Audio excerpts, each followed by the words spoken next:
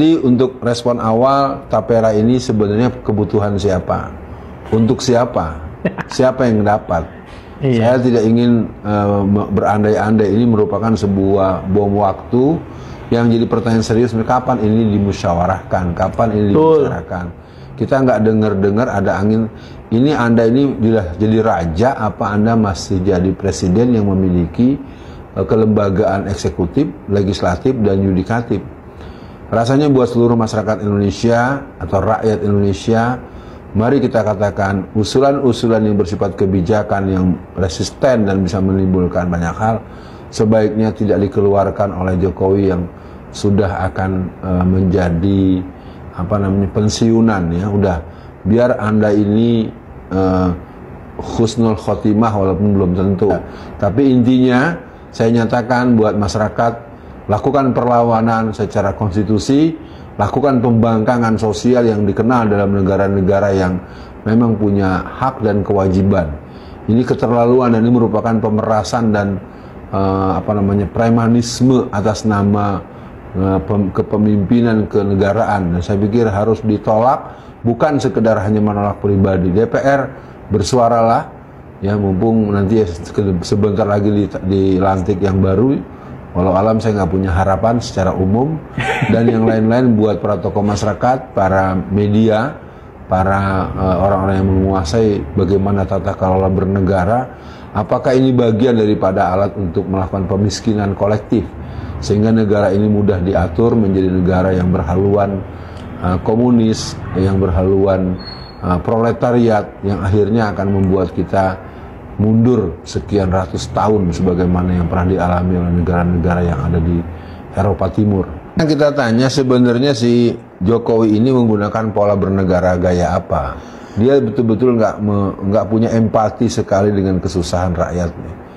Kalau diakumulasikan kayak apa, Bung Kameramen? BBM misalnya mereka akan hilangkan pertelet, walaupun beberapa tempat masih ada, tapi secara umum sudah mulai ditayangkan yang ada cuma merek baru yang harganya lebih mahal.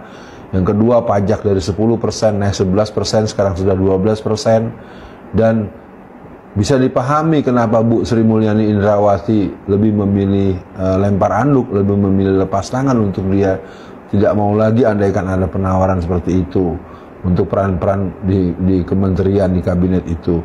Saya pikir kalau sampai ketua MPR saja dengan bahasa diplomatis politisnya itu adalah untuk mengkaji ulang, udah mending Anda terang-terangan kita tolak.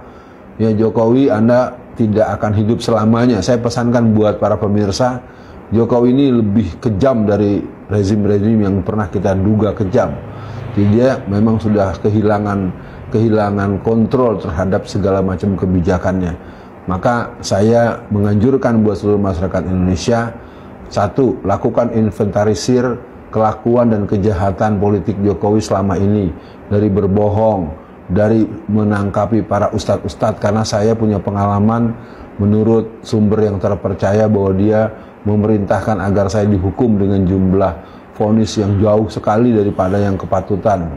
Yang berikutnya, dia melakukan tindakan-tindakan yang di luar sistem tata negara. Dia betul-betul menghancurkan semua mekanisme bernegara. Yang pertama, Bung Kameramen, tidak usah didoakan Prabowo 10 tahun. Karena kalimat 10 tahun itu berupa sebuah doa ya. Saya ingin katakan Prabowo mungkin tidak dilantik. Amin. Ya, terserah Allah lah. Katakan ini bahasa saya sebagai orang yang melihat betapa anak haram konstitusi dan anak haram KPU ini menjadi persoalan. Nah, pesan saya di akhir pernyataan kepada seluruh masyarakat Indonesia, tolong jangan melihat apa yang sedang kita alami. Siapa yang sedang menjadi budak siapa yang sedang diremot oleh siapa. Jadi obor merupakan sebuah operasi besar untuk mencaplok 70 negara kurang lebih di seluruh dunia sebagai barisan daripada pasukan Cina Raya. Ini adalah gerakan komunis raya, Cina Raya, untuk menjadikan sebuah kekhilafahan komunis.